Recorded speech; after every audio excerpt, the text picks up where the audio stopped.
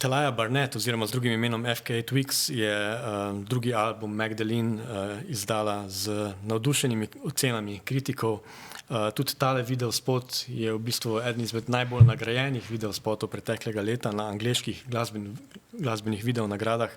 Je dobil 4 kipce. Tale ples ob drogu ima pa zelo osebno konotacijo za pevko, zaradi tega, ker ga je intenzivno vadila potem, ko so ji operirali tumorje, in ta video je neke vrste razglasitev osvoboditve od bolečin in tudi zaradi tega ima en tak katarzični značaj. Gre pa mogoče celo za njeno najbolj neposredno soočenje z mainstreamom, gre za precej pop komad, ki mogoče niti ni toliko reprezentativen za njeno siceršnje delo. Videospot je pa režiral Andrew Thomas Hwang, ki je znan po svojem delu z Björk, in se mi zdi, da je malo te estetike, ki jo poznamo tudi od tam.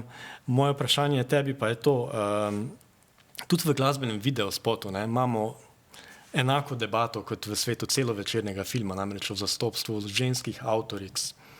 Ne toliko glasbenic, ampak ženskih režiserk. Kako bi ti komentiral to stanje?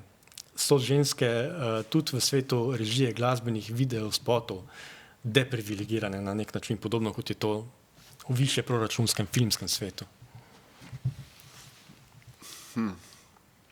Mogoče malo premalo poznam mednarodno spotovsko produkcijo v smislu sploh režijskih imen in tako, da bi znal zares ocenjevati, ampak se mi zdi, da več ali manj to, kar smo videli danes, za temi spoti stojijo moški režiserji, kar je že samo po sebi dovolj zgovorno.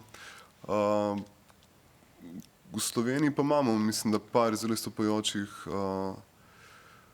mladih režiserk, kot že rečeno, imamo tukaj Kuklo, Gajo Moderdorfer, recimo Ester Ivakič. Pa če gledamo malo širše, pa mislim, da je dobra situacija v smislu zastopanosti tudi na področju bivše Jugoslavije, ko imamo Jeleno Gavrilović v Srbiji, ki dela super stvari, pa par drugih mladih režiserk, sploh z Hrvaške in Srbije.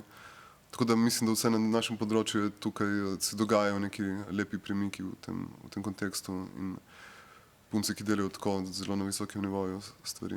Kaj pa širše na področju kratkega filma, recimo kot selektor različnih festivalov, ko izbiraš te filme, so noter tudi ženska režiserska imena ali imaš podoben problem, da jih še vedno manjka?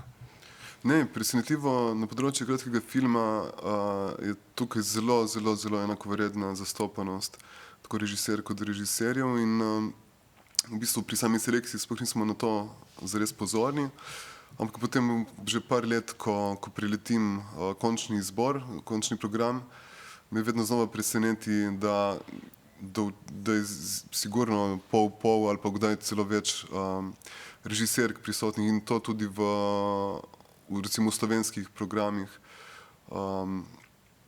kar nakazuje v bistvu, da se to nekako že samo po sebi normalizira zadnje čase.